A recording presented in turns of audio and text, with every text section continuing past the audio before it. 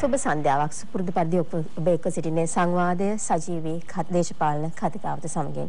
ඔබ දන්නවා අපි බොහෝ විට මහජන නියෝජිතයන් හා සාකච්ඡාවේ නිරත වෙනවා රටේ වර්තමාන දේශපාලන සත්වයේ සහ අදාළ මහජන නියෝජිතයාට සම්බන්ධයෙන් කතාබස් කළ හැකි අමාත්‍යාංශවල තොරතුරු ගැන. අද සංවාදයේ යම්කිසි ආකාරයකින් වෙනස් මුහුණුවරක් ගන්නවා. අපි තරුණයන් නියෝජනය කරන තරුණයෙකුට ආරාධනා කරා. ඔබ දන්නවා රටේ තරුණ පරපුරේ අදහස්, ඔවුන්ගේ ආකල්ප, ඔවුන්ගේ සිතුම් පැතුම්, ඔවුන්ගේ හැසිරීම මේ සියල්ල රටක සමාජ ආර්ථික සමාජීය සංස්කෘතික පෙරලීමට යම්කිසි ආකාරයෙන් දායකත්වයක් දක්වන බව. විශේෂයෙන්ම වර්තමානයේ පවත්වන දේශපාලන ධාරාවන් පවා වෙනස් කිරීමේ හැකියාවක් රටේ තරුණ ප්‍රජාවට තිබෙනවා.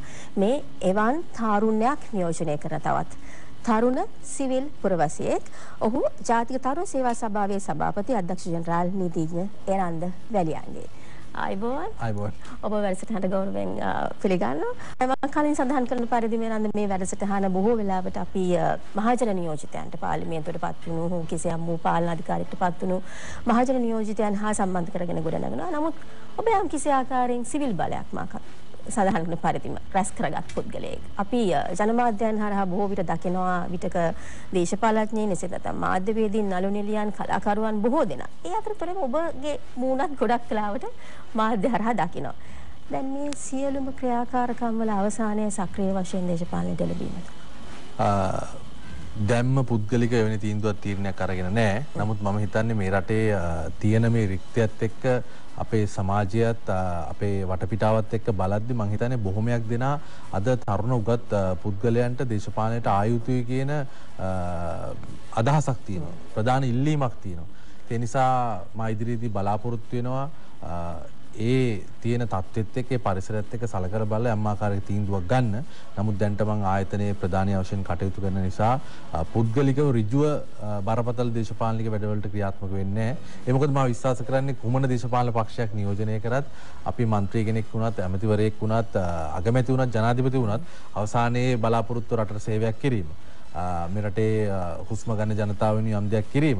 ඒ නිසා මම හිතන්නේ ඒකට දේශපාලනික වශයෙන් ඉදිරියට ආවත් නැතත් වර්තමානයේ වෙනුවෙන් කළ යුතු දේ ආයතනයක ප්‍රධානීක වශයෙන් කරන්න පුළුවන් කියන විශ්වාසය මා තුළ තියෙනවා. හරි ඔබ සඳහන් කළා ඔබ ඍජුව යමක් නොකරනවා කියලා. ඒ කියන්නේ අපිට හිතනවා ඔබ වක්‍රාකාරව දේශපාලන ගමනක් නිර්මාණය කර ගන්නවා කියලා. එසේත් නැත්නම් ඔබ යම් කිසි ආකාරයකින් දේශපාලන ගමනක් මේ ගමන් කරන්නේ. මම හිතන්නේ මේ රටේ කවුරු කුමන ආයතනයක වැඩ කටයුතු සිදු කළත් ඒ තුළින් යම් ආකාරයක රටේ මහජනතාවට සේවයක් වෙනවා. ඒ තුළ දේශපාලනයක් සිදු වෙනවා. ඒක දේශපාලනය කියන කාටරි පුළුවන් නම් දේශපාලනය කියන දේ කොළ රතු නිල් පාටට ගොනු කරන්න මම හිතන්නේ ඒක මහා ප්‍රෝඩාවක්. මේ ලෝකේ කිසිම දාර්ශනිකයෙක් එහෙම විග්‍රහයක් කළා නැහැ. යම් ආකාරයක පක්ෂයක් නියෝජනය වෙන්න ඕනි කියලා දේශපාලනයක් කරන්න. ඕනෑම පක්ෂයක ඕනෑම ප්‍රතිපත්තියක තියෙන ඕනෑම පක්ෂයක නායකයෙකුත් කියන්නේ මේ රටට හොඳ දේවල් කරනවා කියලා. මේ රටේ අනාගතයට වර්තමානයේ සඳහා අවශ්‍ය දේ නිර්මාණය කරනවා කියලා. ඒ නිසා මම හිතන්නේ ඒකට දේශපාලන පක්ෂයක් පාටක් ජාතියක් ආගමක් කුලයක් අවශ්‍ය වෙන්නේ නැහැ. පුරවැසියෙක් හැටියට ඕනෑම පුද්ගලයෙක් ඒ දේ කරන්න පුළුවන්. ඒත් එක්ක මම හිතන රටේ දැවැන්තම ආයතනයක රටේ කොඳුනාරටිය බඳු තාරුණ්‍ය භාර තියෙන ආයතනයක ප්‍රධානියෙක් හැටියට මම හිතන්නේ ඊටත් වැඩි දෙයක් මට කරන්න පුළුවන්. ඉතින් ඒ වෙනුවෙන් කොන්දේසි විරහිතව මම පෙනී සිටිනවා. ඒකට මම හිතන්නේ පාට පක්ෂ අදාළත්වයක් නැහැ. ඔබ දැන් මේ අපි ගත්තොත් විශේෂයෙන්ම ඔබගේ මේ දෙපාර්තමේන්තුව හරහා අපි කතා බස් කරන කරුණු කාරණාවන් බොහොමයක් තිබෙනවා. දැන් 10 වෙනි යෝන්පුරය පැවැත්වුවා. මේ යෝන්පුරය කියන කාරණාවදී තරුණයන් ඉතාමත්ම වැඩි වශයෙන් දායක කර ගන්නවා සහ නොයෙකුත් ක්‍රියාකාරකම් වල යෙදෙනවා. දැන් යෝන්පුරේ කෙනෙකුට අර දක්වන්නට පුළුවන් ද හුදු දේශපාලනික සාධකයක් යම්කිසි ආකාරයෙන් ප්‍රචාරණාත්මක වැඩපිළිවෙලක් ගොඩනගෙන තැනක් විදිහට. ඇත්තටම ඕන කෙනෙක්ට ඕනෑම දෙයක් සම්බන්ධයෙන් ඕනෑම අර්ථ විග්‍රහයක් දෙන්න පුළුවන්. බුද්ධත්වයට පත් වෙච්ච ලෝතර බුදුරජාණන් වහන්සේට පවා චින්චිමානිකයල විවිධ ප්‍රකාශ නිකුත් කරා. දෙව්තත් ගල් පෙරළුවා. නබිතුමන්ටත් එහෙමයි, ජේසුතුමන්ටත් එහෙමයි, ඉන්දියාවේ මහත්මා ගාන්ධිතුමන්ටත් ලෝකේ අති දැවැන්ත දේවල් කරපු සියලු දෙනාට එහෙම දෝෂාරෝපණ හා විවේචන හා විවිධ අදහස් පළ කරා. ඒක මිනිසුන්ගේ තියෙන අයිතිවාසිකමක්. හැබැයි අපිට ආයතනයක් හැටියට ජාතික තරුණ සභාවේ සභාපතිවරයා වශයෙන් අපිට වගකීමක් තියෙනවා මේ රටේ තාරුණ්‍යයට හරි දේ නිවැරදි දේ ලබා දෙන්න. ඒ අනුව තමයි 80 දශකයේ ආරම්භ වෙච්ච යෝන්පුරය කියන අති දැවැන්ත වැඩසටහන වර්තමානයට ගැලපෙන ආකාරයට අපි නිර්මාණය කරේ. ඒ අනුව තමයි 2016 පළවෙනි වැඩසටහන සීගිරියේදී අපි ආරම්භ කරන්නේ. මේකෙදී කාට හරි එළියේ ඉඳලා බලලා මේක දේශපාලන හෝ වෙනත් දෘෂ්ටි කෝණයකින් බලන්න පුළුවන්.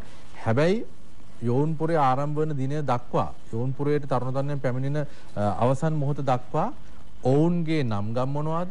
ඔවුන්ගේ ජාතිය කුමක්ද, ඔවුන්ගේ දේශපාලන මතය කුමක්ද, ඔවුන්ගේ කුලය කුමක්ද කිසි දෙයක් අපි දන්නේ නැහැ.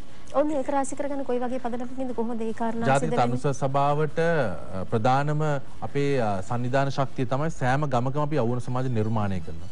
සෑම ප්‍රාදේශීය ලේකම් කාර්යාලයකින් තනුස්ස නිලධාරී මහත්මයෙක් හෝ මහත්මියක් ඉන්නවා. එහිදී ඔවුන් ස්වාධීනව ගිහිල්ලා ඒ ප්‍රාදේශීය ලේකම් කොට්ටාශයේ සෑම ග්‍රාම නිලධාරී වසඟකම යෞවන සමාජවල තරුණ තරුණියන් බඳවා ගන්නවා. උන් ස්වාධීනව ස්වේච්ඡාවෙන් වැඩ කටයුතු කරන්න පැමිණෙන්නේ. මේ ස්වේච්ඡාවෙන් වැඩ කටයුතු කරන තරුණ තරුණියන්ට යෝන්පුරයේ පැවැත්වීමට සති කිහිපයකට මාස කිහිපයකට පෙර ඔවුන් දැනුවත් කරන මෙවැනි වැඩසටහනක් තියෙනවා. ස්වේච්ඡාවෙන් වැඩ කරන්න කැමති අය මේ සඳහා කැමති අය සහභාගී වෙන්න පුළුවන් කියලා. ඒ අනුව තමයි ඔවුන් සහභාගී කරගන්නේ. එවිට එහිදී ඔවුන්ගේ දේශපාලනය හෝ වෙනත් කිසි දෙයක් ඔවුන්ගේ දන්නේ නැහැ. කවුරුත් බලන්නේවත් නැහැ. හුදෙක්ම ස්වේච්ඡා නායකයෝ හැටියට තමයි ඔවුන් අපි සම්බන්ධ කරගන්නේ. ඒ නිසා ඔවුන් යෝන්පුරට ඇවිල්ලා ඔවුන්ගේ අනාගතය නිර්මාණය කරගන්න අවශ්‍ය දේවල් තමයි එතනදී එකතු කරගන්නේ. ඔබ සඳහන් කරනවා ස්වේච්ඡාවෙන් සම්බන්ධ වෙනවා කියලා යම්කිසි කාරණාවන් සඳහා සේවාවන් සඳහා මේ වෙන වැඩ කටයුතු සම්බන්ධයෙන්. එතකොට මේ වන විට සක්‍රීය වශයෙන් යම්කිසි ආකාරයෙන් අපි හිතමු රැකියාවක නිරත වන අධ්‍යාපනයේ යෙදෙන තරුණ තරුණියන් මේ යෝන්පුරයට සම්බන්ධ වීමේ අඩු ප්‍රවණතාවයක් තිබෙනවා. මම හිතන්නේ මේ යෝන්පුරය කියන්නේ රටේ තාරුණ්‍ය තියෙන මහා මංගල්‍යය. ඉතින් මම දැක්කා මේ යෝන්පුරයට සෑම අංශයක්ම නියෝජනය කරමින් තරුණ තරුණියන් පැමිණියා. සාමාන්‍ය පෙළ අවසන් කරපු අය, උසස් පෙළ අවසන් කරපු අය, ඒ සියලු දේ කරන තරුණියෝ. ඒ වගේම රැකියාවන් කරන තරුණියෝ, පෞද්ගලික ව්‍යාපාර ආරම්භ කරපු තරුණියෝ, ඒ වගේම විවිධ වෘත්තීය හා කාර්මික ක්ෂේත්‍රවල සිටින තරුණියෝ, මේ සෑම අංශයක්ම නියෝජනය කරමින් තමයි මේ තරුණ තරුණියෝ මේ යෝන්පුරය සඳහා සම්බන්ධ වුණේ. ඔවුන් ඊට පෙර ඒ සඳහා අවශ්‍ය නිවාඩු පහසුකම් ලබාගෙන අනිකුත් ඔවුන්ගේ තියෙන ජීවිතයේ තියෙන අනිකුත් දේවල් ඒ කාලය තුල නවත්තලා මේ සියලු දේ නවත්තලා මොහොතට එන්නේ මොවුන්ට ජීවිතය ලබා ගන්න පුළුවන් එක් අත්දැකීමක් හැටියට තමයි උන් ඒක දකින්නේ. ඒ නිසා මම හිතන්නේ විවිධ පැතිකඩයන් නියෝජනය කළ තරුණ තරුණියන් මේ යෝන්පුර වැඩසටහනට මම හිතන්නේ අපිට දැක බලා ගන්නටත් පුළුවන් 10 වෙනි යෝන්පුරේ සුවිශේෂී අවස්ථාවන් කිහිපයක්. මම හිතන්නේ අපි දකින්නේ තරුණයන් එක්රාශී වෙලා යම්කිසි ආකාරයෙන් තමන්ගේ සතුටක් හෝ තමන්ට තිබෙන අරමුණක් වෙනුවෙන් ක්‍රියා කිරීම. දැන් අපි මම හිතන්නේ මේ දකින්න අතරතුරේම අපිට කතා බස් කරන්නට පුළුවන් තවදුරටත්. දැන් තරුණයන් ඒකරාශී කරගැනීමේදී නොයෙකුත් ආකාරයෙන් තමන්ගේ අදහස් තිබෙන තරුණයන්ු එකතු වෙන්නේ. මේ සියල්ලෝම එක අරමුණක් කරයි ඔබ ගෙනියන්න ඕන. ඔබ ඇතුළේ මේ ආයතනය ගෙනියන්නට ඕනේ. මේදී යම්කිසි ආකාරයෙන් ඔවුන්ට පූර්ණ දැනුම් දීමක් කරනවද කොහොමද ඔවුන්ව එකම අරමුණකට ලං කරගන්නේ? ඇත්තටම ජාතික තරුණ සභාව කියන්නේ මම හිතන්නේ මේ රටේ තරුණයන් සම්බන්ධයෙන් ක්‍රියාත්මක වෙන එකම රාජ්‍ය ආයතනය. අපේ රට හැටියට ගත්තොත් වෙන කුමන සංවිධානයකට හෝ කුමන ආයතනයකට නැති බලයක් සංවිධාන ශක්තියක් ජාතික තරුණ සභාවට තියෙනවා. ඒක 80 දශකයේ සිටම නිර්මාණය වෙච්ච දෙයක්. ඉතින් ඒ අනුව ගත්තාම ලංකාව පුරා ඉන්නවා තරුණ තරුණියෝ මේ වෙනකොට ලක්ෂ 40කට අධික ප්‍රමාණයක්. ඒන් අවම වශයෙන් ඍජුව ජාතික තරුණ සභාව සමග සම්බන්ධ වෙලා මේ වෙනකොට ලක්ෂ 10කට ආසන්න තරුණ තරුණියන් ප්‍රමාණය. එහිදී යෝන්පුරය කියන්නේ අපේ එක් වැඩසටහනක් පමණයි. ජාතික තරුණ සභාවේ තවත් වැඩසටහන් විශාල ප්‍රමාණයක් තියෙනවා. රටේ තරුණයට තමන්ගේ දක්ෂතා හැකියාව ඔස්සේ යම් අවස්ථාවකදී ඉදිරියට යන්න අවශ්‍ය නම් ඒ සඳහා අවශ්‍ය සියලුම පහසුකම් හා වේදිකාවන් ජාතික තරුණ සභාවෙන් නිර්මාණය වෙලා තියෙනවා. ඉතින් මේ සියල්ලගේ සංකලනයන් තුළ යෝන්පුරය කියන්නේ තවත් එක් වැඩසටහනක්. ඒ සඳහා මේ සියලු පැතිකඩයන් නියෝජනය කරන තරුණ තරුණියන් තමයි පැමිණෙන්නේ. එහිදී නැවත වතාවක් හැකියාව තිබෙනවා සමාවෙන්න දර්ශනවලට යොමු වන්නට. අපි දකිනවා විශේෂයෙන්ම ඉතාමත්ම සුවිශාල වශයෙන් තරුණ දායකත්වයක් තිබෙනවා. මේ අතරතුරේම අපේ කතා බහ දිගටම පවත්වාගෙන යන්නටත් පුළුවන්. ඒ අනුව විවිධ කොට්ටාශ නියෝජනය කළ තරුණ තරුණ 8000ක් මෙවර යෝන්පුරයට පැමිණියා. අපේ ප්‍රධානම අරමුණ උනේ සමාජ ව්‍යවසායිකව නිර්මාණය කිරීම සඳහා අවශ්‍ය ප්‍රධාන අඩිතාල මේ යෝන්පුරය තුළදී නිර්මාණය කරනවා. ඒ මොකද අපි තරුණයන්ගේ පොදුවේ ඇහුවොත් එහෙම ඕනෑම ප්‍රදේශයක තරුණයෝ උන්ගේ පොදුවේ උන්ගේ ආසාව කුමක්ද? ඔවුන්ගේ ගැටලුව කුමක්ද? ඔවුන් අනාගතේ බලාපොරොත්තු වෙන්නේ කුමක්ද කියලා අහුවොත් පොදුවේ ඔවුන් දෙන උත්තරය තමයි අපිට තියෙන ප්‍රධානම ගැටලුව ආර්ථික ගැටලුව. අපිට තියෙන ප්‍රධානම ගැටලුව රැකියා ගැටලුව. එහෙනම් අපි දන්නවා ආයතනික ප්‍රධානියෙක් වශයෙන් රාජ්‍ය ආණ්ඩුව නියෝජනය කරන පුද්ගලෙක් හැටියේ මේ රාජ්‍ය අංශයේ රැකියා පමණක් දීලා මේ රැකියා ප්‍රශ්න විසඳන්න බෑ. එහෙනම් අපි මොකද්ද මේට තියෙන විසඳුම්? එහිදී විසඳුම් හැටියට අපි දකින්නේ අද ලෝකයේත් අපේ රටේ ආර්ථිකයත් පදනම් වෙලා තියෙන්නේ දැනුම පදනම් වෙච්ච ආර්ථිකයක් හැටියට. ඒ නිසා වෘත්තීය හා කාර්මික ශාස්ත්‍රය හෝ වෙනත් ඕනෑම ශාස්ත්‍රයක දැවැන්තයෙක් වුණොත් ඔවුන්ට අපේ රටේත් ඒ වගේම ජාත්‍යන්තරයට ඕන තරම් රැකියා තියෙනවා. ඒ වගේම ව්‍යවසායකයෙක් හැටියට මොවුන් සමාජ ව්‍යවසායකයෙක් හැටියට වර්ධනය වුණොත් එහෙම මොවුන් ජීවිතයේ ආර්ථිකය හදා ගන්නවා වගේම තව දෙතුන් දිනකට රැකියා අවස්ථා දෙන්න පුළුවන් පරිසරයක් නිර්මාණය වෙනවා. ඒ නිසා මෙවර යෝන්පුරේ අපි ප්‍රධාන වශයෙන් බැලුවේ මේ තරුණයෝ 8000ටම ව්‍යවසායකයෙක් වශයෙන් ගොඩනැගෙන්නේ කොහොමද? ඒ වගේම අනෙකුත් රටේත් ලෝකේත් තවත් තවත් ශේෂ්ත්‍රවල මොනවද තියෙන අවස්ථාවන් මොවුන්ගේ දක්ෂතාව ඔස්සේ ඉදිරියට යන. ඒ අනුව තමයි මේ දින 5 පුරාවට ඔවුන්ට අවශ්‍ය පහසුකම් හා දැනුම අපි ලබා දුන්නේ. එවැනි අරමුණකට ගෙනියන්න තමයි මේ යෝන්පුරේ අපි ක්‍රියාත්මක වුනේ. දැන් දින 5ක් පුරා මේ ආදී නොයෙකුත් ක්‍රියාකාරකම් සිදු වෙනවා. දැන් ඔබ සඳහන් කළ පරිදි මොවුන්ම මේ ප්‍රමාණය යම්කිසි ආකාරයෙන් ව්‍යවසායකයන් වශයෙන් ඉදිරියට රැගෙන යාමට බලාපොරොත්තු වෙනවා. දැන් මෙහිදී ප්‍රායෝගික වැඩපිළිවෙල මොකක්ද කරේ? ඔබ හිතන්නේ එක්තරා තරුණයෙක් සිටිනවා දැන් ඔහුට යම්කිසි ආකාරයෙන් Tamanටම ව්‍යාපාරයක් ආරම්භ කරන්නට හැකියාවක් තිබෙනවා. මේ එන්නේ යෝන්පුරේ කියලා නැවත වතාවක් තරුණයන් ඒකරාශී වෙලා යම්කිසි ආකාරයෙන් විනෝද වෙලා අපි දකින්නේ විනෝද වෙන තරුණයන් ඒ අවශ්‍යයි. මම අවශ්‍ය නැහැ කියලා කියනවා නේ. මේ අවශ්‍ය වෙන දෙයක්. නමුත් එතනින් එහාට මේ යෝන්පුරේ මේ දවස් 5 ගියාට පස්සේ ඊළඟට මොකද්ද වෙන්නේ? මම හිතන්නේ ඔබ මේ රූපරාමුවල දැක්කේ අර ළමයින් විනෝද වෙනවා කාලයක විනෝද වීම පමණයි. නමුත් මේ දින 5 පුරාවට ඔවුන් දිහා බැලුවොත් එහෙම ඔවුන් මේ උදෑසන 5 සිට රාත්‍රී 11 දක්වා විවිධ ක්‍රියාකාරකම් වලට ඔවුන් සම්බන්ධ වෙනවා. ඒ ක්‍රියාකාරකම් ඔස්සේ තමයි මේ වැඩසටහන වලට අපි සම්බන්ධ කරේ. ඉතින් ඔබ මගෙන් අහනවා ප්‍රායෝගිකව කොහොමද ඔබ මේක මොවුන් මේ දින 5 තුල ක්‍රියාත්මක පසුවත් මේ දෙයට යොමු කරන්නේ කියලා. ඒ අනුව තමයි අපි මෙහි වෙනම කලාපයක් නිර්මාණය කරා එක්සත් ජාතීන්ගේ සංවිධානය ඇතුළු ජාත්‍යන්තර සංවිධාන හා ලංකාවේ සියලුම අනිකුත් සංවිධාන ඒකරාශී කරලා මේ මොවුන්ට න්‍යායාත්මක දැනුම ලබා දෙන්නේ කොහොමද ඔබේ තියෙන හැකියාව අනුව ගමේ තියෙන දේවල් අනුව ප්‍රදේශයේ තියෙන දේවල් අනුව ව්‍යවසායක බවට පත් වෙන්නේ කියලා. ඉන්න අනතුරුව ලංකාවේ තියෙන සියලුම බැංක ඒකරාශී කරලා මූල්‍ය ආයතන ඒකරාශී කරලා එන්ටර්ප්‍රයිස් ශ්‍රී ලංකා ඒ සංකල්පයත් ඔස්සේ මේ ලබා ගන්නා න්‍යායාත්මක දැනුමට ප්‍රායෝගිකව කොහොමද බැංකු ණය ඔස්සේ උන්ට පහසුකම් ලබා දෙන්නේ. ඊට අමතරව ආයතන වලින් කොහොමද උන්ට නගර සභාවෙන් හෝ ප්‍රාදේශ සභාවෙන් හෝ පරිසර අමාත්‍යාංශයෙන් හෝ ඒ තියෙන ඔවුන්ගේ අපහසුතාව වලට කොහොමද ඒවා නිවැරදි කරලා ඒ ප්‍රශ්න වලට විසඳුම් ලබා දෙන්නේ. මේ අනුව ඔවුන්ට ඒ ව්‍යවසායකෙක් හැටියට නිර්මාණය වීමට අවශ්‍ය සියලුම පහසුකම් අපි එතනදී ලබා දෙන්න කටයුතු කරා. ඉන් අනතුරුව ඔවුන් ගමට ගිහිල්ලා කොහොමද මේ වැඩ කටයුතු ක්‍රියාත්මක කරන්නේ. ඒ සඳහා අපි අපේ තරුණ ස්වයං නිලධාරී මහත්මයා මාර්ගයෙන් ඔවුන්ට එතනින් එහාට අවශ්‍ය පහසුකම් ලබා දෙන්න කටයුතු සූදානම් කරලා තියෙන විශේෂයෙන්ම ජාතික තරුණ ස්වයං සභාවට සෑම දිස්ත්‍රික්කයකම සෑම පළාතකම සෑම ප්‍රදේශයකම වෙනම නිලධාරී මඩලු වෙනම ආයතන ක්‍රියාත්මක වෙනවා. ඒ වගේම මුදල් අමාත්‍යාංශය හා අනිකුත් අමාත්‍යාංශය ඒකාබද්ධ කරලා එතනින් එහාට යන තරුණ තරුණියන්ට ඒ අවශ්‍ය පහසුකම් අපි නිර්මාණය කරලා තියෙනවා. ඒත් එක්කම මේක හුදෙක්ම තරුණ තරුණියන් 8000කට පමණක් සීමා වෙච්ච වැඩසටහනක් නෙමෙයි. ඒ වැඩසටහනට නේවාසිකව තරුණ තරුණ 8000ක් සම්බන්ධ වුණාට ඉන් ඔබට ඊට සමගාමීව අපි ප්‍රදර්ශන භූමියක් නිර්මාණය කරලා තිබ්බා. ඒ සඳහා දකුණු පළාතේ ඒ වගේම අනිකුත් සියලු පළාත්වල තරුණ තරුණයන් විශාල ප්‍රමාණයක් සම්බන්ධ වුණා. කඳුරු භූමිය තුල ලබා දෙන පහසුකම් ඒ හා සමානව ඒ සියල්ල අනිකුත් තරුණ තරුණියන්ට අපි ලබා දුන්නා. ඉතින් මෙතෙන්දී ඒ ලබා ගන්න ආරම්භය ඉන් අනතුරුව මේ වන විටත් ගම් මට්ටමේ බිම් මට්ටමේ සෑම ප්‍රාදේශීය ලේකම් කොට්ටාශයකම අපි ප්‍රායෝගිකව ක්‍රියාත්මක කරන නිලධාරීන් මාර්ගයෙන් කටයුතු සූදානම් කරලා තියෙනවා. ඉදිරි ගමන සම්බන්ධයෙන් යම්කිසි ආකාරයක අධීක්ෂණයක් සිදු කරනවා සඳහන් කරන්නේ. හොඳයි දැන් ජාතික තරුණ සේවා සභාවේ ශ්‍රී ලංකා යෞවන සමාජ සම්මේලනයේ මම හිතන්නේ අනුබද්ධිත ලියාපදිංචි යෞවන සමාජ හරහා මේ වැඩ පිළිවෙල වෙන්නේ. මේ වෙනකොට ලියාපදිංචි වෙලා තිබෙන යෞවන සමාජ සාමාන්‍යයෙන් ඔබ දන්නා ප්‍රති කීයක් විතර තිබෙනවද? යෞවන සමාජ සාමාන්‍යයෙන් අපි එක ග්‍රාම නිලධාරී වසමකට එක යෞවන සමාජයක් හැටියට ලියාපදිංචි කරන්නේ වාර්ෂිකව ප්‍රතිසංවිධානය කරනවා. මේ වාර්ෂිකව ප්‍රතිසංවිධානය කරන කාලය හැටියට තමයි අපි ක්‍රියාත්මක වෙන්නේ. මේ වෙන විට 12000කට අධික ප්‍රමාණයක් ප්‍රතිසංවිධානය වෙලා තියෙනවා. ඒ කියන්නේ පසුගිය කාලවකවානුවට වඩා යම්කිසි ආකාරයෙන් වැඩි ප්‍රගතියක් පැහැදිලිවම සංවර්ධනයක් තියෙනවා. ඒ මොකද වාර්ෂිකව අපි කරන වැඩසටහන් සමග අපේත් එක්ක කරන ඒ ලබා දෙන පහසුකම් එක්ක තරුණ තරුණියන්ගේ ආකර්ෂණය හා වුන් එකතු වෙන ප්‍රමාණය පැහැදිලිව වැඩි වෙලා තියෙනවා. හොඳයි. දැන් මම හිතනවා අපි කතා බස් කරමු ඔබගේ අදහස් විශේෂයෙන්ම වර්තමාන දේශපාලනයත් එක්ක සම්බන්ධ කරලා. දැන් තරුණයන්ගේ පිබිදීමක් අපි දන්නවා විශේෂයෙන්ම පැවති දේශපාලන ධාරාව වෙනස් කිරීමට පවා තරුණයන් විශේෂයෙන්ම එක්රාශී වුණා සහ ඔවුන්ගේ අදහස් ඉතාමත්ම ප්‍රබල ආකාරයෙන් බලපෑවා. මම හිතන්නේ වර්තමාන වෙලටත් මේ තරුණ ප්‍රජාව හරිම අවදියෙන් සිටිනවා. තරුණ ප්‍රජාව ඔබ සඳහන් කරන පරිදි බොහෝ දෙනා බලාපොරොත්තු වෙනවා උගත් තරුණයෝ මේ යම්කිසි ආකාරයෙන් දේශපාලනයට සම්බන්ධ වී සහ රට පාලනය කරා ඉදිරියට යම්කිසි දායකත්වයක් දක්වයි කියලා.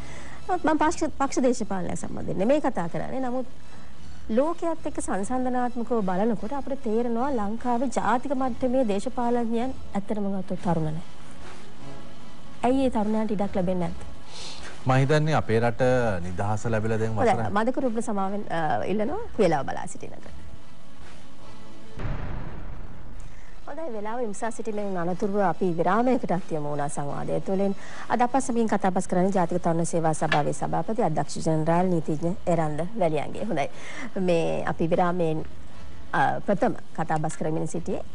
දැන් අපි දකිනවා විශේෂයෙන්ම තරුණ ප්‍රජාව අන්තර්ජාතික වශයෙන් ගත්තොත් ජාතික මට්ටමේ ඉන්න දේශපාලනයන් රැසක් වුන් ජනාධිපතිවරුන් වෙනවා වුන් අගමැතිවරුන් වෙනවා ලංකාවේ තරුණ දේශපාලනඥයන්ට ජාතික නායකයන් වීමට හැකියාවක් නැත්තේ ඇයි ඉඩක් නැද්ද ප්‍රධාන දේශපාලන පක්ෂ හරහා අපේ රටේ දේශපාලන කරල දිහා බැලුවොත් ඉතිහාසය වර්තමානය සංසන්දනය කළා නිදහස ලැබීමෙන් පසු මේ රට පාලනය කරලා තියෙනවා අවුරුදු 70කට ආසන්න ප්‍රමාණයක්.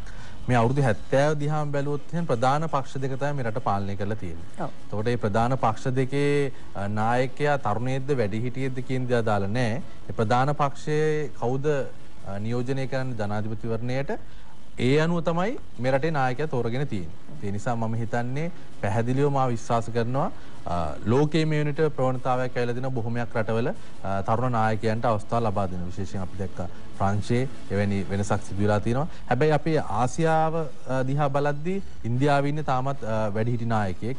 මැලේසියාවේ ළඟදී අවුරුදු 90කටත් අධික පුද්ගලයෙක් තමයි රට පාලනය කරන්නේ. ඒ වගේම පාකිස්තානයේ ගත්තත් ආසියාතිකරයේ බොහොමයක් වෙලාවට තාමත් ඉන්නේ ජ්‍යෙෂ්ඨ පරිණත නායකයෝ.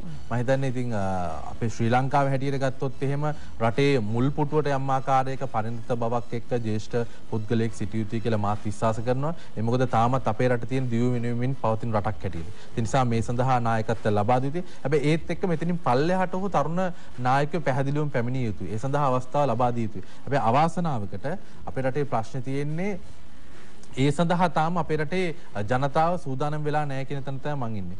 ලෝකයේ දාර්ශනිකයෙක් හිටියා බර්ට්‍රම් රසල් කියලා. ඔහු කියනවා මෙවැනි ගැටලු වලදී සාමාන්‍යයෙන් පාලකයා වෙනස් කරනවාට පෙර පාලිතයා වෙනස් කළ යුතුයි. ඒ කියන්නේ අපේ රටේ ජනතාව වෙනස් විය යුතුයි. අපේ රටේ ජනතාව මම දැක්කේ නෑ අතීතයේත් වර්තමානයේත් ගොඩක් වෙලාවට තරුණයන්ට අවස්ථාව ලබා දීලා තියෙනවා මැතිවරණයේදී. ළඟදිම තිබ්බ මැතිවරණය තමයි පළාත් පාලන මැතිවරණය. අපි හිතුවා ඒකෙදිවත් කොට්ටාශ මට්ටමින් හෝ අපේක්ෂකයෝ යොදද්දී තරුණයන්ට විශේෂයෙන් කාන්තාවන්ට අවස්ථාව ලැබෙයි කියලා. නමුත් ඔබ සමීක්ෂණයක් කරලා බලන්න එහිදී 125ක් කාන්තාවන්ට අවස්ථාව ලබා දුන්න උන්ට බොහොමයක් වෙලාවට ලයිස්ට්‍රීම් තමයි මන්ත්‍රීදුර දෙන්න සිදු වුණේ. එහිදී කාන්තාවන්ට පවා මේ අවස්ථාව අපේ රටේ ජනතාවගේ මනාපයෙන් ලැබුණේ නැහැ. දැන් ඔබ සඳහන් කරන කාන්තාවන්ගේ ප්‍රශ්න අපි ඉදිරියේදී කතා කරමු. තරුණ ප්‍රජාව ගැන සම්බන්ධයෙන් කතා කරොත් ජනතාවට වගකීමක් තිබෙනවා. ඒක ඇත්ත. නමුත් ජනතාව අවසානයේ ඡන්දේ ලබා දෙන නාම යෝජනා ලබා දෙන පුද්ගලයන්ට ජනතාවට එතනින් එහාට ගිහිලා තමන්ගේ අදහස ප්‍රකාශ කිරීමේ හැකියාවක් නැහැ. පක්ෂයක් විසින් තෝරා ගන්නා ඕන් නාම යෝජනා ලබා දෙන අවුරුදු කීය වුණත් අවුරුදු 80 90 ගියත් අවසානයේ ජනතාවට තෝරාපත් කරගන්නට වෙන්නේ අර ඉන්න පිරිසෙන් කෙනෙක් විතරයි. පුද්ගලිකව තරුණයෙක් හැටියට මගේ පුද්ගලික මතය තමයි පැහැදිලිවම මේ සඳහා වයස් සීමාවක් තිබිය යුතුයි. අපේ රටේ බරපතල ගැටලු විශාල ප්‍රමාණයක් තියෙන මේ දේශපාලන වේදිකාව හා දේශපාලන ස්තරය දිහා බලද්දී අපේ රටේ සාමාන්‍යයෙන් කම්කරුවෙක් ගත්තත් අපේ ආයතනයකට වුණත් කාර්යාල කාර්ය සහායක් ගත්තී 6.2 තියෙන්න ඕන කියලා තියෙන සාමාන්‍ය පෙළදී. කළමනාකාර සහකාරයක්දී සාමාන්‍ය පෙළ ගණන් සිංහල සම්මානය සමග උසස් පෙළ සමත් වෙන්න ඕන කියනවා. ඊටත් එහා යද්දී උපාධියක් තියෙන්න ඕන. හැබැයි අපේ දේශපාලනේ කොහෙද එහෙම දෙයක් තියෙන්නේ? අපේ දේශපාලනේ අවම සුදුසුකමක්වත් නැහැ, අවම වයසක්වත් නැහැ, උපරිම වයසක්වත් නැහැ. ඒතර බරපතල ගැටලුවක් තියෙනවා. ජනාධිපතිවරණයේ විතරයි යම් ආකාරයක ආණ්ඩුක්‍රම ව්‍යවස්ථාව සංශෝධනයක් මගින් වයසක් මේ යොදවලා තියෙන්නේ. ඒ නිසා මම හිතන්නේ පුද්ගලිකව මා තරුණයෙක් වශයෙන් මේ රටේ බහුතරයක් තරුණයොත් මේ රටේ බහුතරයක් ජනතාවත් එතන ඉන්නවා. ඒ නිසා එතනදී මාත් කොන්දේසි විරහිතව ඒ දේ වෙනුවෙන් පෙනී සිටිනවා. හැබැයි ඒ දේ වෙනස් කරන්න කියලා ජනතාවගේ බලපෑමක් තිබිය යුතුයි. ඒ මොකද අඩු වැඩි වශයෙන් වැඩිහිටි පුද්ගලයෝ මේ මැතිවරණ වලට පළාත් සභා හෝ ප්‍රාදේශීය සභා හෝ මහ මැතිවරණ හෝ ජනාධිපතිවරණ වලට යොමු කරද්දී අපි දකිනවා තරුණ කණ්ඩායමුත් ඒ අතරතුර යොමු කරලා තියෙනවා. හැබැයි ඒ තුලිනුත් තරුණයන්ට අපේ රටේ ජනතාව මනාපය දෙනවා වෙනුවට Tamanට පුද්ගලික වාසියක් ලැබෙන Tamanට රැකියාවක් ලබා ගන්න පුළුවන් කැබිනට් ඇමතිකමක් තියෙන වැඩිහිටියෙක්ටම ඡන්දයක් දෙන්න අපේ රටේ ජනතාව බලාපොරොත්තු වෙනවා. අපි දැකලා තියෙනවා එහෙම වෙලා තියෙනවා. මම මීට පෙර සංවාදයකදී සඳහන් කරා තල වපුරලා මුන් බලාපොරොත්තු වෙන්න බෑ අපිට. ඒ නිසා වපුරන විදියට තමයි අස්වෙන් අපිට නෙලා ගන්න පුළුවන් වෙන්නේ. ඒ නිසා ජනතාව දැනගත යුතුයි මේ පාර්ලිමේන්තුවට හෝ ප්‍රාදේශ සභාවට හෝ පළාත් සභාවට යොමු කිරීමේදී එහෙනම් වැඩිපුර ඡන්ද ප්‍රමාණයක් ඉදිරිපත් වෙන තරුණයන්ට ලබා දෙන්න. එහිදී ඔබතුමිය කිව්වා වගේ පැහැදිලි වගකීමක් තියෙන දේශපාලන පක්ෂවලට වපුරන්නේ ජනතාව නෙමෙයි.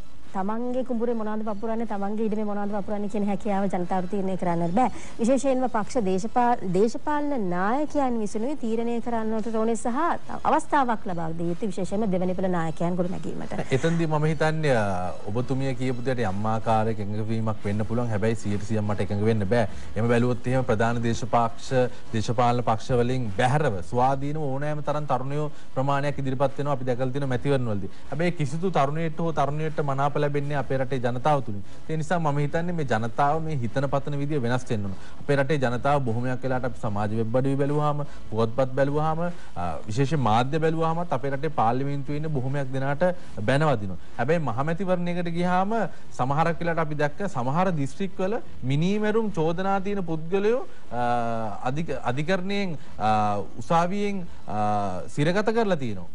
ඔවුන් එහෙම ඉද්දි සමහර දිස්ත්‍රික්කවල පළවෙනිය දෙවෙනිය වෙනවා. මේව කොහොමද වෙන්නේ එහෙනම්?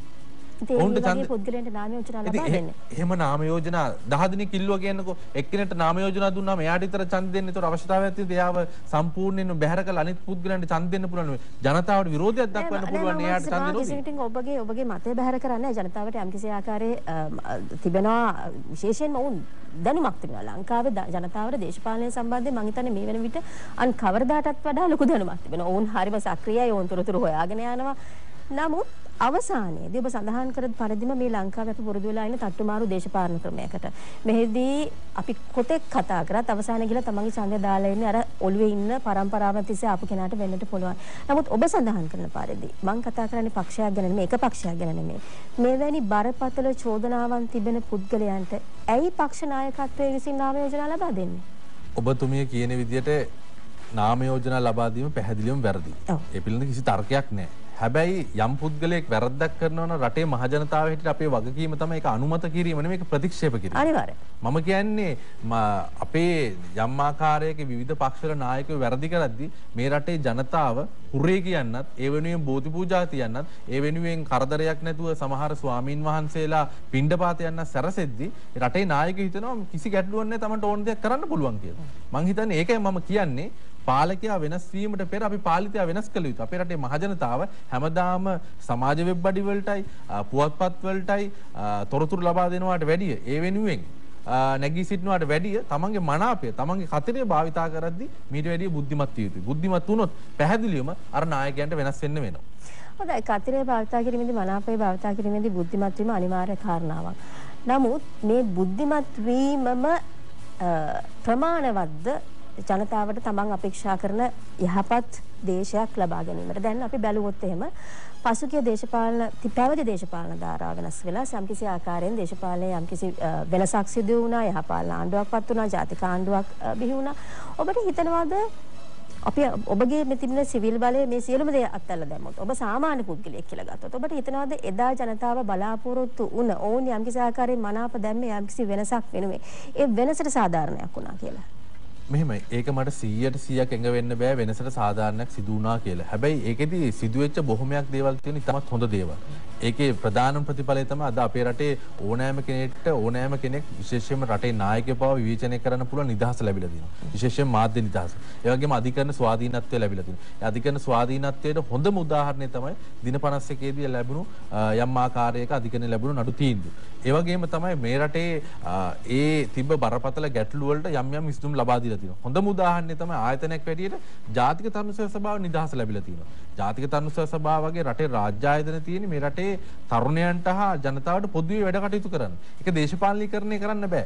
ඡන්දේ කාලට අපිට ඡන්ද ඉල්ලන්න පුළුවන් පාට පක්ෂ වශයෙන් බෙදිලා. හැබැයි ඡන්දෙන් පස්සේ මේ රටේ සෑම දේශපාලන පක්ෂයක්ම මේ රටේ සෑම නායකයෙක්ම මේ රටේ මහ ජනතාවට වැඩ කරන්න ඕන පොදුවේ. ඒ මොකද එක්සත් ජාතික පක්ෂය ජයග්‍රහණය කරා කියනක යම්කිසි අවස්ථාවක ඔවුන් එතනින් එහාට රට පාලනය කරද්දී බදු මුදල් ගන්න එක්සත් ජාතික පාක්ෂිකයන්ගෙන් විතරක් නෙමෙයි. මේ රටේ සමස්ත මහ ජනතාවගේ. ඒ නිසා එක්සත් ජාතික පක්ෂය හෝ ශ්‍රී ලංකා නිදහස් පක්ෂය හෝ පොදු ජන පෙරමුණ හෝ බලයටපත් වුණාට පස්සේ රටේ පොදුවේ මහ ජනතාවට සේවය කරන්න කටයුතු කරන්න බැඳී සිටිනවා. නිසා මම හිතන්නේ 2015 ජනවාරි 8 පසු මේ පොදු සේවය බරපතල ලෙස ක්‍රියාත්මක වුණා.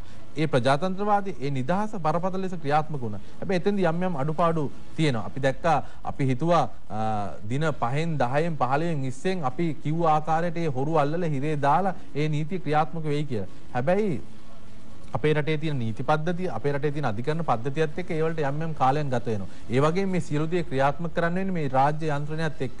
ඒ වගේම ජනාධිපතිවරණයෙන් පසුව කිසිදු පක්ෂයකට පුළුල් බලතලයක්, ඒකීය බලතලයක් ලැබුණේ නැහැ. ඉතින් මේකත් එක්ක හවුල් ආණ්ඩු තමයි ක්‍රියාත්මක කරන්න උනේ. ඒ නිසා මේ ගැටලුත් එක්ක අපි අර 2015 ජනවාරි 8 වෙනිදා බලාපොරොත්තු වෙච්ච දේවල් 100% අපිට ඉටු කරගන්න බැරුණා. හැබැයි යම් දෙයක් අපිට ලැබුණා. ඒ නිසා මම හිතන්නේ නොලැබුණු දෙයට වැඩිය ලැබුණු දේ සම්බන්ධයෙන් සතුටු වෙලා නොලැබුණු දේ ලබා ගන්න සටන් කිරීම තමයි අපේ වගකීම වෙන්නේ කියලා මම විශ්වාස කරනවා. හොඳයි, නැවත වතාවක් ඡන්දයකට අපි අපි යොමු වෙන්නේ මැතිවරණ වර්ෂයකට. මම දන්නේ ප්‍රථමයෙන් මොන මැතිවරණයේ පැවැත්වීමට හැකියාව ලැබෙද, මොන සම්බන්ධයෙන් මොන තීරණයක් ගන්නේද කරන කාරණාව සම්බන්ධයෙන් අප කවුරුත් තාම දැනුවත් නැහැ. නමුත් ඔබට හිතන විදිහට මම හිතන්නේ මේ දේශපාලනය වෙනස් වෙයිද? එසේත් නැත්නම් යම් කිසි ආකාරයකින් අපි ගත්තොත් තර්ජනාත්මක පසුබිමක් තිබෙද තියෙන මේ තියෙන ආණ්ඩුවට ඔබට තියෙන විදිහට හිතන විදිහට ඔබ විශේෂයෙන්ම මහජනතාව සමග ගැටෙන කෙනෙක්, ඔබ තරුණයන් සමග ගැටෙන කෙනෙක්, ඔබ තරුණයන් සමගින් කතා බස් කරන කෙනෙක්, ඔබට තිබෙන ජනතාවගේ මොන වගේ අදහසක් තියෙනවා කියලාද ඔබට හිතෙන්නේ මේ සම්බන්ධව?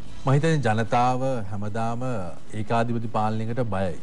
අපේ රටේ ජනතාව කවදාවත් කැමති නෑ නැවත වතාවක් මේ රටේ හිට්ලර් කෙනෙක් නිර්මාණය වෙනවට, ගඩාෆි කෙනෙක් නිර්මාණය වෙනවට මේ රටේ ජනතාව කවදාවත් කැමති නෑ. ඒ නිසා තමයි එදාත් 2015 ජනවාරි 8 වෙනිදා ඒ ඒකාධිපති පාලනය වෙනස් කරලා මේ රටට නැවත වතාවක් ප්‍රජාතන්ත්‍රවාදී පාලනයක් ලබා දුන්නේ. හැබැයි ඒත් එක්ක මේ රටේ ජනතාවට යම් අවස්ථාවලදී යම් කලකිරීම් තියෙනවා, යම් දේවල් සම්බන්ධයෙන්. විශේෂයෙන්ම මම හිතන ආණ්ඩුවත් එහිදී ඒ ණය සම්බන්ධය හා ආර්ථික සම්බන්ධයෙන් යම් ඇතිවෙච්ච ගැටලු නිසා ජනතාවට තමයි මේ ගැටලුවට මුහුණ පාන්න සිදු වුණේ. ඒ නිසා එවැනි වෙනස්කම් වලට, එවැනි ගැටලු වලට ජනතාවට දැනෙන ආකාරයේ පිළිතුරු රාජ්‍යයක් වශයෙන් ලබා දිය යුතුයි. මේ වෙනටත් මෙවර අයවැයෙනුත් යම් දේවල් ලබා දීලා තියෙනවා. ඒ නිසා දිගු කාලීනව එවැනි සහන ලැබෙයි කියලා මම විශ්වාස කරනවා.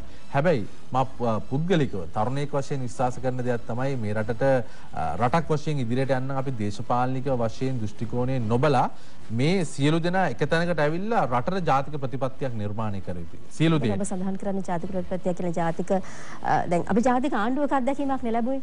අවසානයේ අජාතික ආණ්ඩුව කියන දේ අසාර්ථක වුණා සහ එතෙන්දී ජාතික ආණ්ඩුව නිර්මාණය වුණාට ප්‍රධාන තවත් දේශපාලන පක්ෂ බලයන් තියෙන පක්ෂ අනෙක් පැත්තෙන් හිටියේ. මං කියන්නේ සියලු දෙනා සෑම දේශපාලන පක්ෂයකටම අවශ්‍ය මේ රටට හොඳක් කරන්න. ඇයි ඔවුන්ට බැරි එක තැනකට ඇවිල්ලා පොදු ප්‍රතිපත්තික පොදු වැඩපිළිවෙලට එකඟ වෙන්නේ? මේ වගේ රටක අපි දකින නිතර දෙවේල දකින අහන්නට ලැබෙන කරුණු කාරණා එක ඔබට හිතනවාද මේ ඉන්න දේශපාලඥයෝ එකම වේදිකාවක එකට ඉඳලා ওই විදිහට වැඩ කරයි? ඒ වගේම ඔවුන්ගේ තියෙන ඒකායන පරමාර්ථය ජනතාවට සේවය කිරීමමයි කියලා ඔබ විශ්වාස කරනවාද? ඔවුන් කියන්නේ ජනතාවට සේවය කිරීම නම් ජනතාව නම් ඔවුන්ට ඡන්දය ලබා දෙන්නේ, ජනතාවගේ බදු මුදලින් නම් ඔවුන් ජීවත් වෙන්නේ, ජනතාවගෙන් නම් ඔවුන් යැපෙන්නේ. ඔවුන් ඒ දේ කළ යුතුයි හා අපි ඔවුන් ඒ වෙනුවෙන් බලපෑම් කළ යුතුයි. නිසා තරුණයෙක් වශයෙන්, තරුණ නායකයෙක් වශයෙන් මම කොන්දේසිරියතුව ඒ සඳහා පෙනී සිටිනවා. මම දේශපාලන පක්ෂයේ කුමක නියෝජනය කරත් අපේ දේශපාලන පක්ෂයේ නායකයාට මම පැහැදිලිව හැම සිටම සෑම වෙලාවෙම කියන දෙයක් තමයි මේ සම්බන්ධයි. ඒ නිසා මම සෑම මොකද්ද කියන්නේ? මම පැහැදිලිව කියන දෙයක් තමයි සෑම දේශපාලන පක්ෂයකම එක තැනකට ගෙන ආ යුතුයි. ගෙනහල් අපේ රටට පොදු වැඩපිළිවෙලක් නිර්මාණය කළ යුතුයි. ඒ පොදු වැඩපිළිවෙල අවුරුදු 10ක් හෝ 15ක් ක්‍රියාත්මක කළ යුතුයි. ලෝකේ දියුණු වෙච්ච රටවල් ගත්තොත් සිංගප්පූරුව හෝ මැලේසියාව හෝ කොරියාව ඕනෑම රටක් දියුණු වෙලා තියෙන්නේ ඒ විදිහට ගියොත්. එහෙම නැතුව අපේ රටේ පුරුදු වෙලා තියෙන විදිහ තමයි යම් කිසි ආකාරයක දේශපාලන පක්ෂයක් බලයට එනවාද පාරේ යන බස් එකේ පාට පවා යනුව වෙනස් වෙනවා. එහෙම වෙනස් නොවි පොදු ප්‍රතිපත්තියක් නිර්මාණය කරලා මෙරට කවුරු පාලනය කරත් ඒ ප්‍රතිපත්තිය ඔස්සේ ක්‍රියාත්මක වෙන විදිහ නිර්මාණය කළ යුතුයි. ඒ සඳහා අපි අඩිතාලම දාන ජාතික තරුණ සභාව හැටියට මේ රටේ තරුණයන්ට පොදු ප්‍රඥප්තිය නිර්මාණය කරන්න අවශ්‍ය සියලු කටයුතු අපි සූදානම් කරලා තියෙන්නේ. ජූලි මාසයේ අග වෙද්දී අපිට එය නිර්මාණය කළ මේ රටේ නීතියක් බවට පරිවර්තනය කරන්න පුළුවන්. රටේ තරුණ ප්‍රඥප්තිය හා අවුරුදු 10ක ඉදිරි සැලැස්ම හැටියට. එවිට මේ රටේ කුමන සභාපතිපත් වුණත්, කවුරු ජනාධිපති හිටියත්, කවුරු අගමැති හිටියත් ඒ වැඩසටහන ක්‍රියාත්මක වෙනවා. එවිට මේ රටේ තරුණයන්ට පැහැදිලි සුබවාදී ඉතාමත් හොඳ අනාගතයක් නිර්මාණය කරන්න අපිට පුළුවන්. ඉතින් එවැනි දේක් මට කරන්න පුළුවන් වෙලා තියෙන්නේ ඒ දේ අහන්න පුළුවන් රනිල් වික්‍රමසිංහ වැනි කැබිනට් ඇමතිවරයෙක් මට සිටීම නිසා. රනිල් වික්‍රමසිංහ වැනි අගමැතිවරයෙක් මට සිටීම නිසා. ඒ නිසා තමයි මා කියන්නේ ඔහුට පමණයි මෙවැනි දෙයක් සාකච්ඡා මාර්ගයෙන් ඉවසීමෙන් ඒ දේ ක්‍රියාත්මක කරන්න පුළුවන් වෙන්නේ. ඒ නිසා අග්‍රාමාත්‍ය රනිල් වික්‍රමසිංහ මැතිතුමා ඒ සම්බන්ධයෙන් නායකත්වයේ ගත යුතුයි කියන දැඩි විශ්වාසය තමයි මා සිටින්නේ. ඒ කියන්නේ ඔබ යම්කිසි ආකාරයකින් ජාතික සමන සේවා සභාවේ සභාපති සහ අධ්‍යක්ෂ ජනරාල් ලෙස නීතිඥවරයෙක් ලෙස ඔබට තිබෙනවා යම්කිසි දේශපාලන දර්ශනයක්. ඔබ ඉදිරියේදී මේ පක්ෂය ජයගත යුතුයි කියන ඔබගේ අදහස අපට තිබෙනවා. පැහැදිලිවම. හොඳයි. දැන් ඒ හරහා ඔබ ඉදිරියේදී දේශපාලනයේ නිරත වෙනවද නැද්ද කියන කාරණාව අපි මුලින්ම අපි ඒක නැවත කතා නොකරමු. හොඳයි. දැන් මෙවැනි තරුණයන් එක්රාශී කර ගැනීමේදී ඔබ සඳහන් කළා යම්කිසි ආකාරයේ ප්‍රඥාප්තියක් ගැන. අපි දන්නවා ගොඩක් වෙලාවට ආයතනවලදී ප්‍රඥාප්තිය යම්කිසි ආකාරයෙන් දැක්මවල් පරමාර්ථ මේ කියන කරුණු කාරණාවන් බොහෝමයක් වෙනවා. සමහර වෙලාවට මෙකී කාරණාවන් වෙනුවෙන් අති දැවැන්ත උත්සව පවා පැවැත්වෙනවා. දැන් මේ අමතරව ඔබ සඳහන් කරන අවුරුදු 10ක් තිස්සේ යම්කිසි ආකාරයෙන් ක්‍රියාත්මක වීමක් සිද්ධ වෙනවා කියලා ඔය තරුණ ප්‍රඥාප්තිය හරහා. ඒ සිද්ධ වෙන්නේ කොහොමද? ඒ ප්‍රඥාප්තිය කියන එකෙන් තරුණයාට බැඳෙන්නේ කොහොමද? තරුණයාට මොකද්ද ලැබලා දෙන සේවය? මොකක්ද ගැන තව වැඩිදුරටත් කතා කරමු. ඇත්තරම අපේ රටේ දැන් ජාතික තරුණ සභාව නිර්මාණය කළ මේ වසරට වසර 50ක් වෙනවා. හැබැයි අපි 80 දශකයේ යම් දේවල් නිර්මාණය කරලා ඉන්න දේශපාලන පක්ෂ මේ රටේ විවිධ පාලනයන් ආපු නිසා ඒ අවුරුදු 5ට අවුරුදු 2ට අවුරුදු 3ට ඒ පැත්තේ ඇමතිවරයා හෝ සභාපතිවරයා ඔහුගේ හෝ ඇයගේ තියෙන ඒ අරමුණු හා පරමාර්ථ අනුව තමයි ක්‍රියාත්මක වෙන්නේ. හැබැයි එතනින් එහාට ගිහිලා එතනින් ඔබට කියලා අපි විශ්වාස කරනවා අපේ ලෝකයේ දිනු රටවලත් ක්‍රියාත්මක වෙන්නේ ඒ රටේ විවිධ පැතිකඩයන් නියෝජනය කරන සියලු තරුණ තරුණියන්ගේ අදහස් ලබා ගන්න. විවිධ තරුණ සංවිධානවල අදහස් ලබා ගන්න. ඒ වගේම තරුණයන් වෙනුවෙන් ක්‍රියාත්මක වෙන ආයතනයක් හැටියට ජාතික තරුණ සභාව නිර්මාණය වෙද්දී ඒ වගේම තවත් විශාල ආයතන ප්‍රමාණයක් මේ රට තුල ක්‍රියාත්මක වෙනවා. ඒ වගේම අපේ රටේ සෑම අමාත්‍යාංශයකින්ම තරුණ තරුණියන් විවිධ වැඩසටහන් ක්‍රියාත්මක වෙනවා. ඒ නිසා මේ සියලුම දේ එක පොදු තැනකට ලබා ගත යුතුයි අපි. එක පොදු තැනකට ගෙනහල්ලා එක තැනකින් මේ කේන්ද්‍රීය වෙලා මේ සියලු දේ නිර්මාණය වී යුතුයි. පාලනය කරන්නේ මොකද? ඒ සඳහා නායකත්වය ලබා දෙන්නේ ජාතික තරුණ සභාව. මේ මොකද රටේ තියෙන එකම රාජ්‍ය ආයතනයේ තරුණයන් වෙනුවෙන් ප්‍රධාන වශයෙන් කටයුතු කරන. හැබැයි අනික් ආයතනවල යම් කටයුතු ක්‍රියාත්මක වෙනවා. එතකොට අපි දකිනවා සමහරක් වෙලාවට එකම සම්පත් දෙකක් එකම වැඩ කටයුතු වෙනුවෙන් යොමු කරනවා. ඒකට ඒ රටේ මහජනතාවගේ බදු මුදල් තමයි විනාශ වෙන්නේ එහිදී. උදාහරණයක් වශයෙන් ජාතික තරුණ සභාව හැටියට අපි යම් වැඩසටහනක් සිදු කරද්දී ඒ වැඩසටහන තවත් ආයතනයකින් සිදු කරනවා නම් ඒක මේ රටට කරන බරපතල අපරාධයක්. ඒ නිසා අපි ඒ සියලු දෙනා එක තැනකට ගෙනහල්ලා ඔවුන්ගේ අදහසුත් අරගෙන තරුණ තරුණියන්ගේ අදහස් අරගෙන මේ රටට ගැළපෙන තරුණ ප්‍රඥාප්තිය නිර්මාණය කරන්න තමයි කටයුතු කරේ. එහිදී පසුගිය ආණ්ඩුවේ ආරම්භ කළ තිබ්බා තරුණ ප්‍රතිපත්තිය සඳහා අවශ්‍ය කෙටුම්පත. එහිත් ඉතාමත් වැදගත් කරුණු විශාල ප්‍රමාණයක් තියෙනවා. ඒ සියලු දේත් අපි ගන්නවා. මම හිතන්නේ රටක් වශයෙන් අපි ඉදිරියට යද්දී අපි කුහක වෙන්න හොඳ නැහැ. යම් කිසි ආණ්ඩුවකින් හෝ දේශපාලන පක්ෂකින් හොඳ දෙයක් කරලා තියෙනවා. ඒ හොඳ දේවලුත් අපි ගන්න ඕනේ. මොකද ඒ සඳහා වේදම් කරලා තියෙන මේ රටේ මහජනතාවගේ බදු මුදල්. ඒ කරුණු කාරණාත් අරගෙන ඔවුන්වත් අපි ඒක රාශී කරගෙන රටේ සියලු දෙනාත් ඒක රාශී කරගෙන තමයි මේ ප්‍රඥාප්තිය නිර්මාණය කරන්නේ. ඒක අනිකුත් ආයතන ඉදිරිපත් කරන දැක්මවල් වගේ දෙයක් නෙමෙයි. සාමාන්‍ය ප්‍රඥාප්තියක් කැබිනට් මණ්ඩලයෙන් හා ඒ සියලු තැන් වලින් අනුමැතිය ලබා ගත්තට පස්සේ ඒක කාටවත් වෙනස් කරන්න බෑ. ඒ දේ නිර්මාණය කරාට පස්සේ ජාතික තරුණ සභාව හැටියට අපිත් අනිකුත් සියලු ආයතනත් බැඳී සිටින මේ දේ ක්‍රියාත්මක කරනවා. ඒ අනුව මේ රටේ තරුණයන්ට අවශ්‍ය ක්‍රීඩාවද, කලාවද, වෘත්තීය පුහුණුවද, කාර්මික පුහුණුවද, අධ්‍යාපනයේද, විදේශීය අධ්‍යාපනයේද මේ සියලු දේ මේ තුල අඩංගු වෙනවා. ඒ අනුව ඉපදෙන ළමයා තරුණ වියට පැමිණෙන විට හා තරුණ වියෙන් වැඩි වියට පැමිණෙන තෙක් දක්වා සියලු දේවල් ඒ ප්‍රඥාප්තිය තුළ ඇතුළත් වෙනවා. ඒත් එක්කම ඒ අනුව ක්‍රියාත්මක යුතු වැඩසටහන් පිළිබඳවත් ඒ තුළ ඇතුළත් වෙනවා. එවිට රටේ කිසිදු රාජ්‍ය ආයතනයක් හෝ තරුණයන් වෙනුවෙන් රජයෙන් වෙන් කරන මුදල් කිසිදු දෙයක් හෝ පුද්ගලික අරමුණු වෙනුවෙන් හෝ දේශපාලන අරමුණු වෙනුවෙන් යොදා ගන්න බැරි වෙනවා. එහිදී පුතෙක්ම තරුණයන්ගේ පොදු අරමුණු වෙනුවෙන් විතරයි ඒ සියලු අරමුදල් ක්‍රියාත්මක කරන්න පුළුවන් වෙන්නේ. සියලු ආයතන ක්‍රියාත්මක කරන්න පුළුවන් වෙන්නේ. හොඳයි. දැන් ඔබගේ පිළිතුරේ සඳහන් වන කාරණාවක් තමයි දේශපාලන අරමුණු වෙනුවෙන් තරුණයන් යොදා ගැනීම. අපි ගත්තොත් එහෙම වර්තමාන විශ්වවිද්‍යාල දේශපාලනයේදී හෝ වේවා කිසියම් වූ ආයතනයක හෝ වේවා අපි බහුලව දකිනවා මේ තරුණ ප්‍රජාව ඉතාමත්ම ලේසියෙන් තමන්ගේ දේශපාලන කටයුතු වලට යොදවා ගැනීමේ හැකියාවක් තිබෙන බව. ඔවුන් යම්කිසි ආකාරයෙන් ආවේගශීලී, ඔවුන් නව දැනුමක් හොයනවා, ඔවුන් ප්‍රචණ්ඩකාරී, ඔවුන් ලේසියෙන් නම ගන්න පුළුවන් හැකියාවක් තිබෙනවා. දැන් අපි ශ්‍රී ලංකාවේ අතීතයේ දෙස හැරලා බැලුවොත් යම්කිසි ආකාරයෙන් තරුණ ජනගහනයට සම්බන්ධ වුණු කැරලි දෙකක් පසු කළා තිබෙනවා අපිට මතක ඇති කාලෙදී. මේ හරහා සිද්ධ වුණු සමහර සිදුවීම් තවමත් අපිට මතකයේ තිබෙනවා. මම හිතන්නේ ඔබට මතක නැතුණත් අපි වගේ අයට මතක තිබෙනවා. මම සඳහන් කරන ඔබගේ වයසත් එක්ක. දැන් මෙවැනි කාරණාවන් නැවත සිද්ධ නොවෙන්නට, මෙවැනි තත්වයකට නැවත වතාවක් තරුණ ප්‍රජාව යොමු නොකරන්නට යම්කිසි ආකාරයෙන් ඔබ ආයතනයේ සහ පෞද්ගලිකව ඔබ ගත්තොත් මොන වගේ වැඩපිළිවෙලක්ද යොදා ගන්නට බලාපොරොත්තු වෙන්නේ? මම හිතන්නේ ඔබතුමිය සඳහන් කරපු ඒ කැරලි 80 දශකයේ හා ඊට පෙර පැවතුණා. මා ඒ කාලේ ඉපදී නොමැතිවත් නමුත් ඒ සම්බන්ධයෙන් මම කියව බලහා අනුකුත් තොරතුරු සියල්ල ලබාගෙන තියෙනවා. එනෝ අපි දැක්කා ඒ 80 දශකයේ ඉන්න අනතුරු ඒ කැරලි වලින් පසුව හිටපු ජනාධිපති ආර් ප්‍රේමදාස මැතිතුමා පත් කරා කොමිසමක්, ජනාධිපති කොමිසමක්. ඒ කොමිසමේදී මෙවැනි කැරලි ඇති වෙන්න හේතුන් මොනවද කියලා ඉතාමත් ස්වාධීනව තොරතුරු හොයලා බැලුවා. ඒ කොමිසමෙත් ඉතාමත් පැහැදිලිව තියෙනවා මේ රටේ තරුණයන්ට මෙවැනි කැරලි ඇති නොවෙන්න මේ වගේ තරුණ ප්‍රතිපත්ති, ප්‍රඥාවන්, ඒ වගේම ස්වේච්ඡා සේවයට වටිනාකම් ලබා දීම, තරුණයන්ට ස්වාධීනව දේශපාලනිකව මැති ඇමතුරුන්ගේ පස්සේ නොයා ස්වාධීනව දෙපෙයි නැගී සිටින්න පුළුවන් පරිසරයක් නිර්මාණය කළ යුතුයි කියලා. ඉතින් ඒ වෙනුවෙන් තමයි මම හිතන්නේ අපි ඒ දේ අධ්‍යයනය කළා, ඒ දේ අවබෝධ කරගෙන මෙවැනි තරුණ ප්‍රඥප්තියක් විශේෂයෙන්ම ස්වේච්ඡා සේවයට වටිනාකමක් ලබා දෙන ස්වේච්ඡා සේවය රටේ ජාතික ප්‍රතිපත්තියක් බවට පරිවර්තනය කරන්න. ඒ වගේම තරුණයට පුළුවන් වෙන්න ඕනේ තමන් කැමති සංගීතඥයෙක් වෙන්නද, තමන් කැමති ගායකයෙක් වෙන්නද, තමන් කැමති ඔබතුමිය වගේ නිවේදකයෙක් වෙන්නද, එහෙම නැත්නම් රූපවාහිනී නිෂ්පාදකයෙක් වෙන්නද, රූපලාවන්‍ය ශිල්පියෙක් වෙන්නද, ව්‍යවසායකයෙක් වෙන්නද, මේ කුමන හෝ දෙයක් කුඩා කාලයේ සිට තමන් කැමති නම් ඒ සඳහා ඉදිරියේදී යන්න පුළුවන් පරිසරයක්, පහසුකම් කුමන හෝ තැනක තිබිය යුතුයි. ඒ සඳහා තමයි ජාතික තරුණ සේවා සභාව මේ පොදු ප්‍රතිපත්තිය නිර්මාණය කළා. ඒ සියලු පහසුකම් එක තැනකදී නිර්මාණය කරන්නේ. එවිට තරුණයෙක් කුමන දේශපාලන පක්ෂයක් මේ රට පාලනය කරත්, කුමන ජනාධිපතියෙක් මේ රට පාලනය කරත්, තරුණයන්ට ස්වාධීනව වෙන්න පුළුවන් ජාතික තරුණ සේවා සභාවට ඇවිල්ලා තමන්ගේ අවශ්‍යතා අනුව, තමන්ගේ හැකියාව අනුව අනිකුත් ආයතනත් ඒකාබද්ධ කරලා තමන්ගේ ජීවිතය ඉදිරියට යන්න පුළුවන් පරිසරය නිර්මාණය වෙනවා. එහෙම පරිසරය නිර්මාණය වුණාම තමන්ට ඉච්ඡා බංගත්වයක් ඇති වෙන්නේ නැහැ. තමන්ට අන් අය කෙරෙහි වෛරයක් ඇති වෙන්නේ නැහැ. තමන්ට අන් අය කෙරෙහි ඊර්ෂ්‍යාවක් ඇති වෙන්නේ නැහැ. ඒ කාරණා ඇති නොවුනහම තමන් සතුටින් නම් ජීවත් වෙන්නේ, අන් අයටත් උදව් උපකාර කරලා නැවත වතාවක් කැරලි ඇති නොවන ආකාරයේ පරිසරයක් මේ රට තුල නිර්මාණය වෙනවා. හොඳයි. ඔබ සඳහන් කරන්නේ විශේෂයෙන්ම ජාතික තරුණ සේවාව හා සම්බන්ධ මේ කරුණු කාරණාවන් මේ ප්‍රශ්නයේදී. නමුත් දැන් අපි ගත්තොත් පසුගිය කාලවකවානුත් මම හිතන්නේ මේ පසුගිය සතියේදීත් අපි මේ සිදුවීම දැක්කා.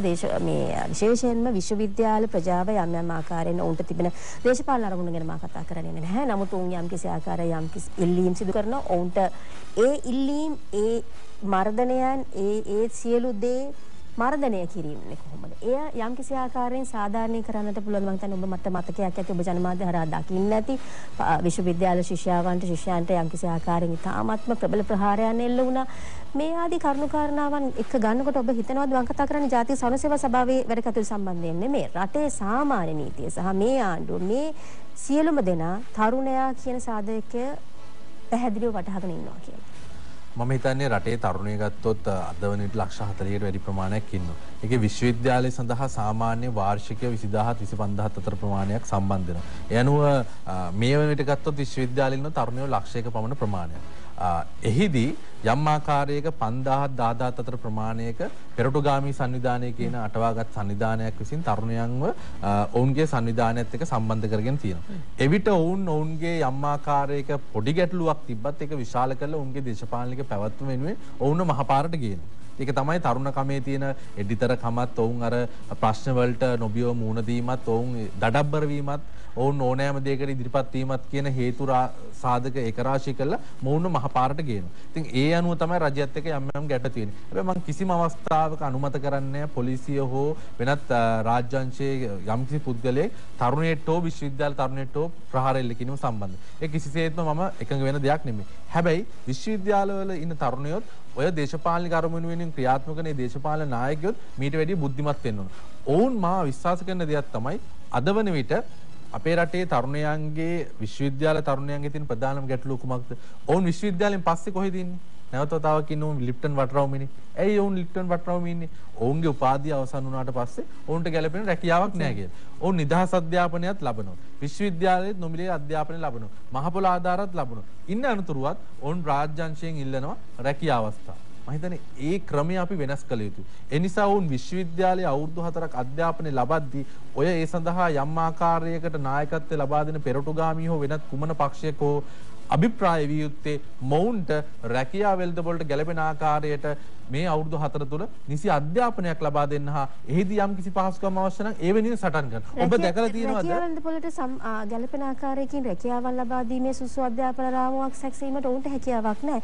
ඒ රටේ අධ්‍යාපන ප්‍රතිපත්තිය විශ්වවිද්‍යාල බලධාරීන් අධ්‍යාපන අමාත්‍ය උසස් අධ්‍යාපන අමාත්‍යාංශයේ මේ සියලු ආයතන එක්වලයි ඒ කාරණාව කරන්නේ. ඔබ ඉස්සෙල්ලා මගෙන් ගැටලුවක් ඇහුවා මොවුන් ඇයි පාරට බැස්සාම මේ පාරට බහින එක හරියද? ඊට ගාන එක හරියද කියලා. මම කියන්නේ ඔවුන් පාරට බහිනවා නම් බැසිය යුත්තේ ඔවුන්ට ගැළපෙන ආකාරයට යම් ආකාරයක පහසුකම් ලබා දෙන්න කියලා මේ රැකියාව වෙළඳ පොළට ගැළපෙන ආකාරයේ තරුණ තරුණියෝ නිර්මාණය කරනවා. මම හිතන්නේ රජයක් වශයෙන් ඒ වෙනුවෙන් කළ හැකි සියලු දේ කරනවා. හැබැයි මෙතනින් එහාට ගිහලා විශ්වවිද්‍යාල තරුණයන්ටත් එහි යම් ආකාරයක නායකත්වය ලබන උදවියටත් යම් ආකාරයක ආසාවක් හෝ ඔවුන් ඒ වෙනුවෙන් කැපවීමක් තිබිය යුතුයි මේ සඳහා යම් ආකාරයක සුදුසුකම් සපුරා ගන්න. හොඳම උදාහරණය තමයි යම් ආකාරයක මෙහිදී විශ්වවිද්‍යාල විවිධ උපාධි පාඨමාලා ලබා දෙනවා. හැබැයි ඔබ දන්නවාද මේ කිසිම තැනකදී ඔවුන්ගේ ඉංග්‍රීසි භාෂාව වර්ධනය කරන ආකාරයට ඔවුන්ටම ලබා දෙන ආකාරයේ වැඩපිළිවෙලක් අපි දැක්කේ නැහැ ක්‍රියාත්මක වෙනවා. හැබැයි රජයෙන් ඒක ක්‍රියාත්මක කරන්න ගියත් ඔය පෙරටුගාමී සංවිධානය හෝ සමහර අන්තවාදී කණ්ඩායම් ඒවට විරුද්ධව තමයි වැඩ කටයුතු කරන්නේ. මා කියන්නේ ඒක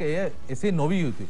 මොවුන් රැකියාව වෙළඳ පොළට ගැළපෙන ආකාරයට නිර්මාණය කරනවා නම් මොවුන්ට ඉංග්‍රීසි භාෂාව, මොවුන්ගේ නායකත්වය, මොවුන්ගේ පෞරුෂය, ඒ වගේම යම් ආකාරයකට මොවුන් සමුක සාකච්ඡාවකට ගියාම, සමුක පරීක්ෂණයකට ගියාම ඒන්ට මුහුණ දෙන ආකාරයට ජාත්‍යන්තරයට යනවා නම් ඒ සඳහා කොහොමද මොවුන් පෙළගස්සන්නේ? මෙවැනි ආකාරයට මොවුන්ට ඒ අවශ්‍ය මෘදු ගුණාංග වර්ධනය කිරීමට අවශ්‍ය කටයුතු සූදානම් කළ යුතුයි. උදාහරණයක් වශයෙන් ජාතික තරුණ සභාව හැටියට අපිට පුළුවන් ඒ අවශ්‍ය සහයෝගය ලබා දෙන්න. හැබැයි අපිටත් සමහරක් වෙලාවට මොවුන් බාධා එල්ල කරනවා. මෙය දේශපාලනික වශයෙන් අතකොළුවක් කරගන්නවා අපිට එතෙන්ට අවස්ථාව ලබා නොදෙන්නේ. ඒ නිසා මම හිතන්නේ විශ්වවිද්‍යාල තරුණයොත් බුද්ධිමත් විය යුතුයි.